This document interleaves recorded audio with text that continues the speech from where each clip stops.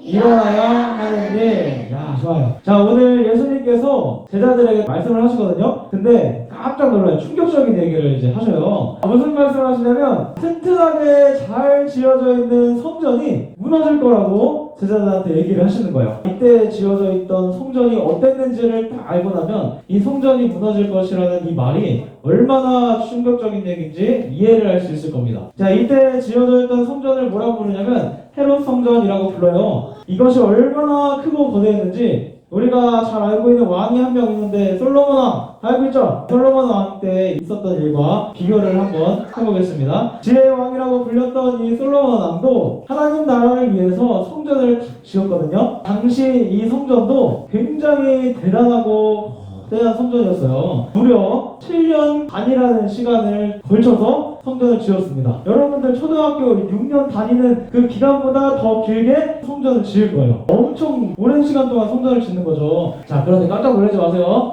예수님이 무너질 거라고 얘기했던 헤롯 성전은 무려 82년! 네, 엄청나게 오랜 시간 동안 지은 성전이죠. 그 크기가 비교되어 있는 사진을 하나 보여드리겠습니다. 어떤가요? 크기가 무려 4배. 지금 이 건물만 보면 거의 6, 7배 정도 큰 것 같아요. 어마어마하게 거대한 성전이었습니다. 그렇기 때문에 이 당시에 사람들이 어떻게 생각했냐면 절대로 무너지지 않을 것이라고 생각을 딱 하고 있었어요. 그래서 오늘 제자들도 예수님이 성전이 무너진다고 얘기했을 때 깜짝 놀랐던 거죠. 자, 그런데 하나님께서 크고 좋은 그 성전을 왜 무너뜨리셨을까요? 자, 그 이유는 뭐냐면 이스라엘 백성들이 하나님보다 성전을 더 의지하고 있었기 때문이에요. 이렇게 거대한 성전이 있으면 우리는 절대로 망하지 않을 거야, 이렇게 생각하면서 성전을 우상을 섬기듯이 이렇게 섬겼던 겁니다. 그런데 백성들을 지켜주는 것이 진짜 이 튼튼한 성전인가요? 아니면 하나님인가요?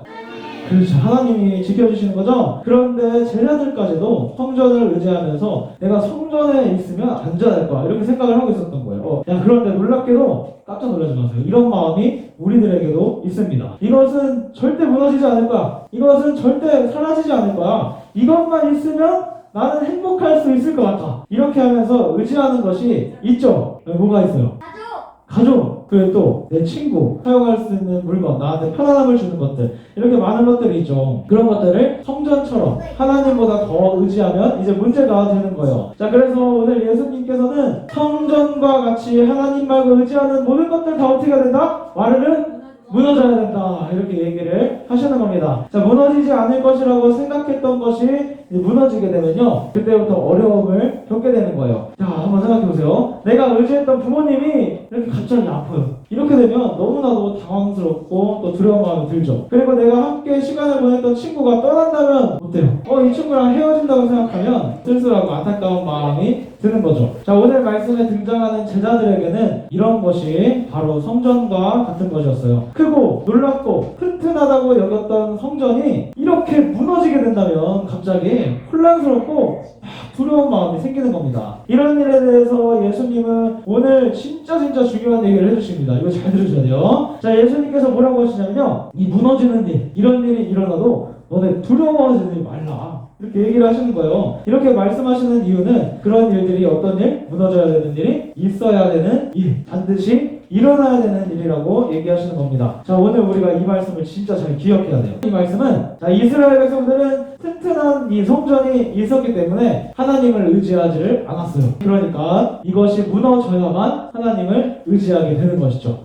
자, 마찬가지로 한번 우리 생각해 볼게요. 만약 내가 많은 돈과 편안한 집을 의지하고 있고 가족을 너무나 하나님보다 의지하고 있으면 그것들이 무너져야 한다는 거예요. 그것이 무너지는 것은 슬프고 아픈 일이지만 그것이 무너져야 하나님을 의지하는 삶이 시작될 수 있기 때문입니다. 그래서 오늘 예수님은 그 무너지는 일이 일어나야 하는 일이라고 얘기하시는 겁니다. 자, 그렇다면 우리 친구들에게 있어서 무너져야 되는 것들은 무엇이 있을까요? 우리 안에 하나님보다 좋아하는 것들, 하나님보다 의지하는 것들이 있어요. 이게 뭔지 목장 모임 시간에 한번 얘기해 보세요. 자, 그런데 놀라운 비밀은 그런 무너짐을 경험하는 것은 끝나는 것이 아니라 새로운 시작이라는 거예요. 자, 어떤 게 시작되냐면 내가 의지했던 것들은 무너져서 끝나지만 이제 진짜로 하나님만을 의지하는 삶이 시작되는 겁니다. 이 무너짐이 끝이 아니라 하나님을 더 의지하는 것이 진짜 시작이라는 것을 증거하고 다니는 유튜버가 있습니다. 미라클이라는 채널을 운영하는 박이 형제님이라는 분인데, 자, 이 청년이 어떤 간증을 하는지 우리 한번 잠깐만 영상을 보도록 하겠습니다. 자, 이 청년이 어땠냐면 진짜 괜찮은 직장에 다니면서 괜찮은 생활을 하고 있었죠.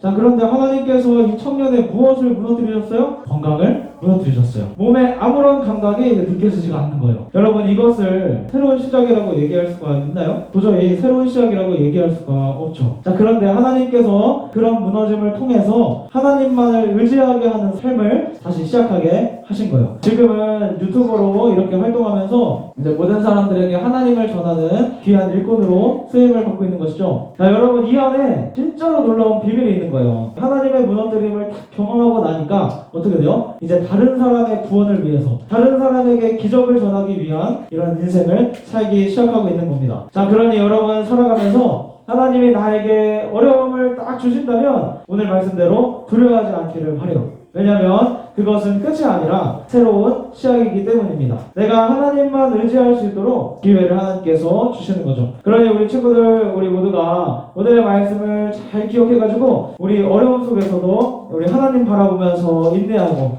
내가 겪는 어려움을 통해 복음이 전해지는 통로로 내가 쓰임받는 우리 초등부 친구들 되기를 예수님의 이름으로 축복합니다. 아멘.